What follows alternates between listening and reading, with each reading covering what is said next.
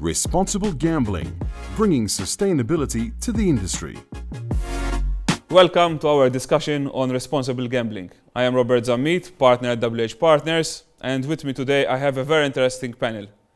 Let me introduce you to TAMSIN. TAMSIN is a partner in the litigation and arbitration group at CMS, specializing in commercial, media and public law dispute resolution. TAMSIN has particular expertise advising gambling operators on a full range of contentious legal and regulatory issues, including supplier disputes, customer disputes, judicial reviews, gambling commission investigations, and license reviews and anti-money laundering and social responsibility policies and procedures. TAMSIN is listed in Legal 500 as a key lawyer in CMS Tier 1 gambling and betting team. Also with us today is Stephen AUPY is helping clients in the industry navigate responsible gambling to ensure commercial sustainability and player protection standards. Working in collaboration with regulators, operators, suppliers through banks, research institutions and lobbyists, Stephen continues to accelerate positive change in emerging gambling markets. Michael AUER is joining us from Austria. Michael is a statistician and psychologist. He published more than 30 peer-reviewed articles in the area of online gambling about subjects like limit setting, personalized feedback, self-exclusion and pop-up messages. He lately also published a study about COVID and online gambling. Welcome again, welcome all. Welcome to my panelists. Thank you for being with us. Our today's topic has been one of the pillars of gambling industry, and we have seen it develop over the years in line with the industry. It is one of the main concerns of regulators, for sure, and with the current worldwide situation, it has even taken a more important role, especially in the remote gambling business. And on that note, I would like immediately to start with Michael. From the research on the topic, has there been an increase in the use of RG tools during these times? Can you share with us your thoughts of the importance of having the right tools?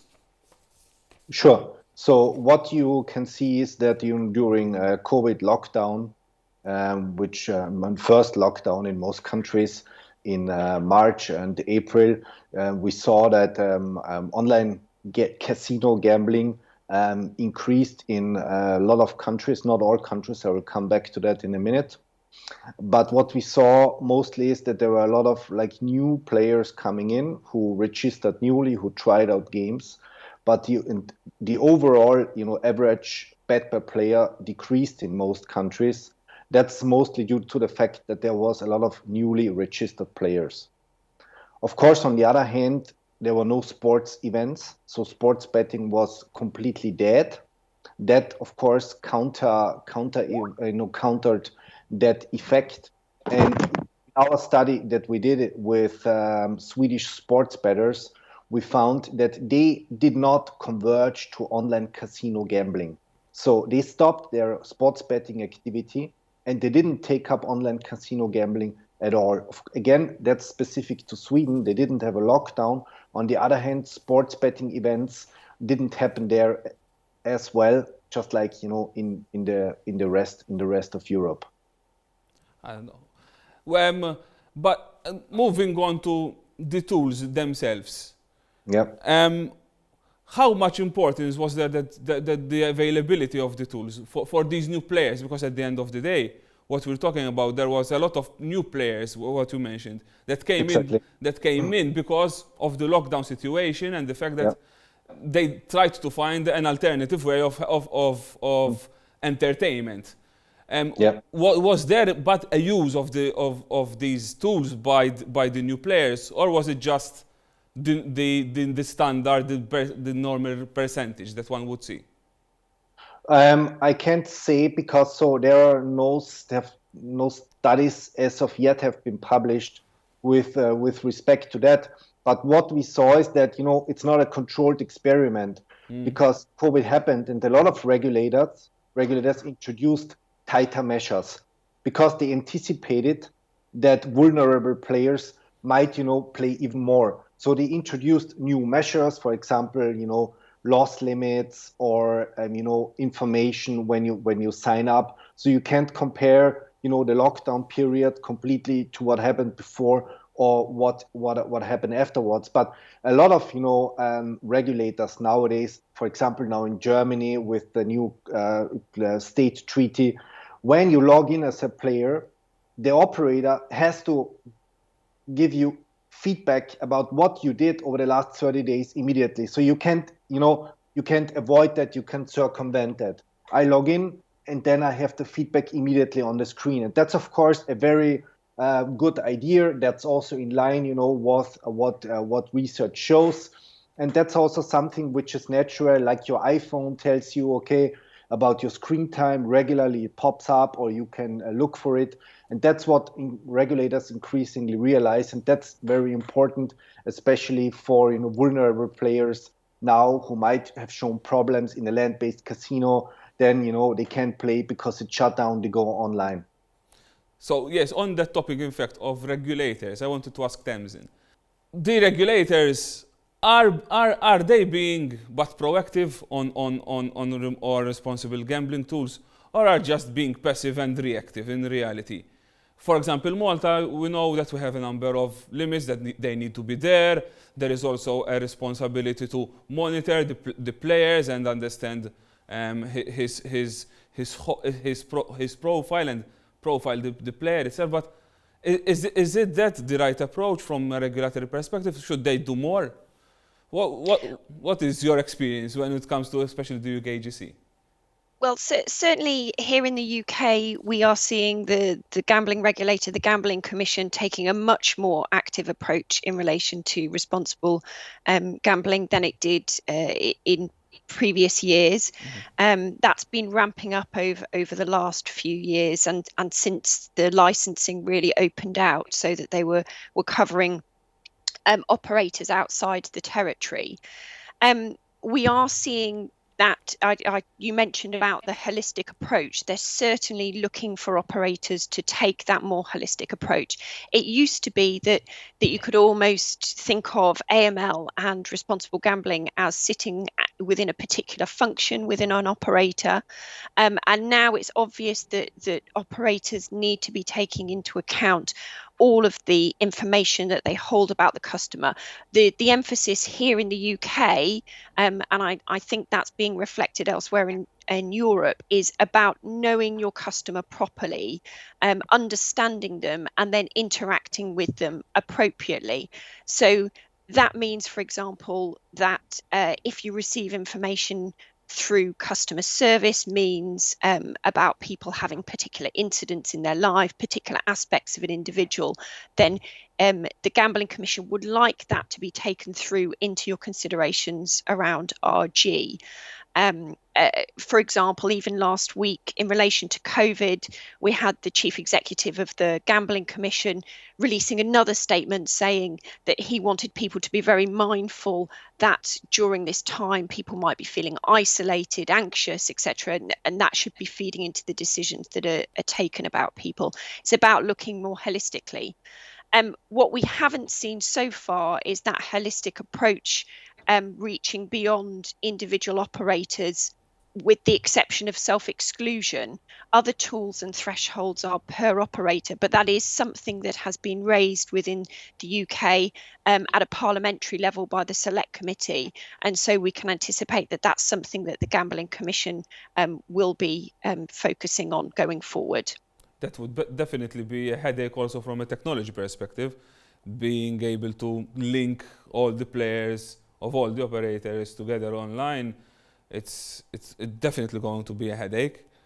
Stephen, what do you think from your experience?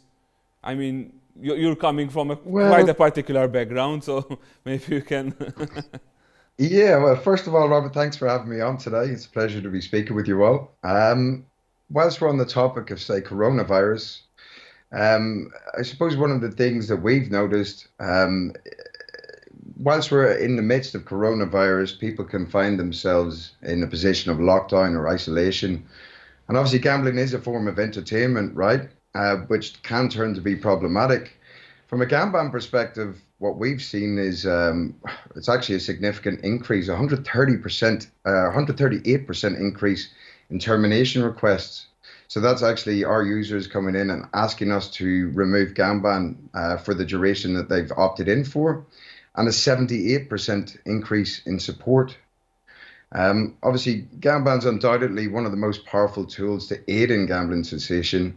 And I guess what makes us quite powerful is it's almost instantaneous protection. We urge one Gamban license actually allows up to protection of 15 devices, and it takes less than a minute to actually download. Whilst we're in the midst of coronavirus, we've actually been reached out to from treatment service providers outside of the UK in multiple jurisdictions, opting or wanting to actually start offering Gamban, say in a clinical setting to people coming through their lines. We understand that there's going to be an increase in people presenting to be problematic, and we've seen that from multiple jurisdictions opting in to collaborate with Gamban. I guess integration points or people or the areas that Gamban fits into, we've got multiple interests from regulators, operators, treatment service providers, and most recently banking institutions. So it's been quite an interesting time. Obviously not ideal during coronavirus, but it is what it is at this stage, I guess. Yes, for sure. I think even from a responsibility gaming coming from the banks, looking at it from their perspective, it gives us a better understanding that the industry itself is developing in a way that even other industries servicing the industry itself is obviously looking into these tools to ensure that there is protection of the players. Yeah, I guess like I mentioned, we're probably one of the, say, strongest tools for gambling cessation.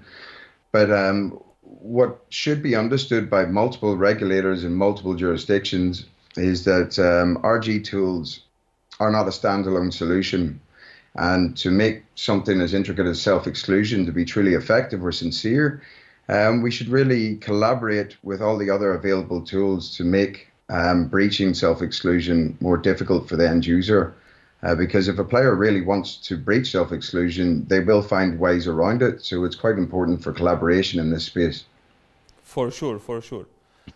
But at the end of the day, if we look at these multiple responsible gaming tools, I wanted to ask this question to Michael. From your research and your experience, how effective in reality are they?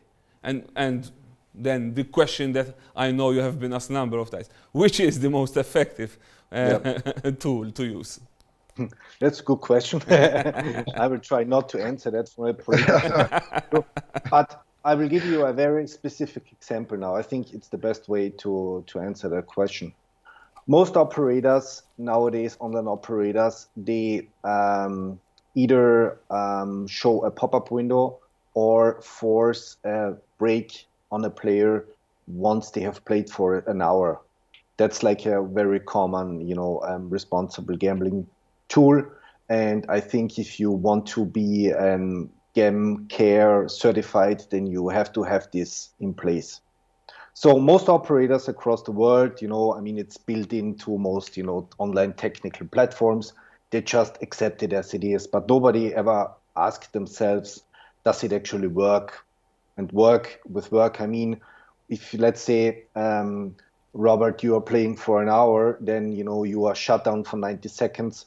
Do you come in then more angry, right? Did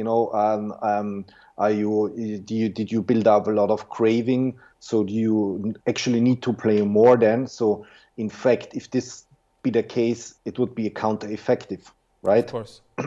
So we did recently a research with Norsk Tipping, the Norwegian stately owned operator, and there we tested like in an experimental setting. We tested a 90 seconds play break, 5 minutes and 15 minutes. So, thousands of players received a 90-second play break after they have been played for an hour, thousands of players for 5 and 1,000 players for 15 minutes. And we found that the 15 minutes play break is actually the most beneficial one because then players really seem to forget, about a positive or negative experience they had in a session before, and they take a much longer play pause on top of that play break. 90 seconds and 5 minutes don't really do much. Most players, in fact, I think it was 90% of the players start to play again within less than 2 minutes after this play break is over.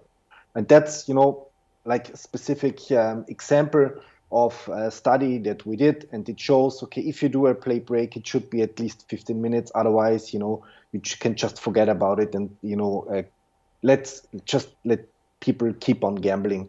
Don't do it, don't show a pop-up, don't do a play break at all. That's very interesting, considering that this is one of, as you mentioned, the main responsible gambling tool that we see across the industry. And for example, in Malta, we used to have it automatically. Now it's by choice, and the player is asked whether he wants to set it up or not. And he also has the possibility of setting up the difference, the time when it comes up, which obviously gives a little bit of flexibility as well to the player to determine what is his limitations. Yeah. Tamsin, maybe you can add also from your experience when it comes to the tools themselves. Regulatory perspective, they put a threshold, but when you look at it from also the operational perspective, and you're discussing it with your clients, how does this is balanced out in reality? I was going to say, it's very interesting you say about the Maltese approach that they give the the customer the choice as to whether they wish to have those. I think we're in the midst of a tussle in the UK where the Gambling Commission has issued a consultation about how customer interaction should take place, and that will have potentially very significant consequences for the industry in terms of the thresholds that will be set for affordability checks for customers, which could be very significant in terms of RG and the tools that are used around it. I personally have some struggle with it, as I think a lot do, and in fact, as you can see that the Gambling Commission does to a certain extent in the document itself, because you have here, as Stephen said, an activity which is acknowledged to be a legitimate form of entertainment, and so it's about finding that balance. And I'm not sure that we're quite there yet, and that's an ongoing piece. Yeah, for sure. I think last time we spoke pre the panel, we were also mentioning the loss limits that were being considered, being imposed, which might not necessarily bring the necessary result into effect. Stephen, maybe you would like to also add from that perspective. Yeah, well, obviously we've got regulators in various jurisdictions, and every jurisdiction is different.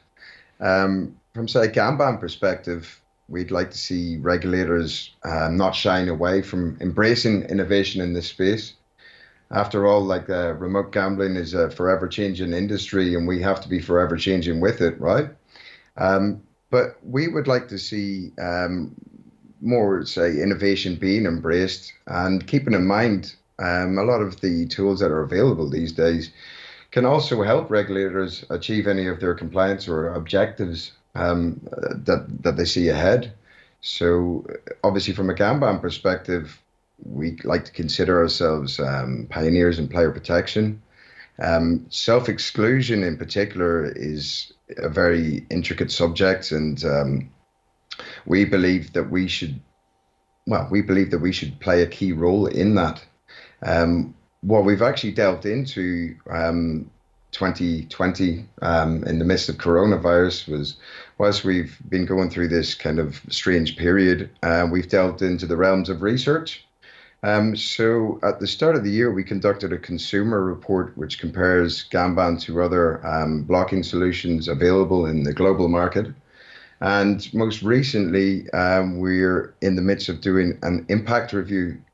It's not finished yet, but it should be done by January, which I'd be willing to share with everyone publicly. You'll be able to gain access to it. But we've actually sent out a poll or a survey to our users with a 15-question well, 15-question survey asking what their thoughts are on the solution and if it helped them on the recovery journey. And then most recently, that for next year, we'd also like to assess where we fit into, say, regulatory framework. So we intend on getting some sort of assessment done and send out to regulators all around the globe to see what their assessment is for a blocking solution within the framework for responsible gaming, I suppose. For sure. That is the. I look forward to get the opportunity to read your report come January. I look forward to certainly. That's definitely going to be a very interesting results coming from that perspective.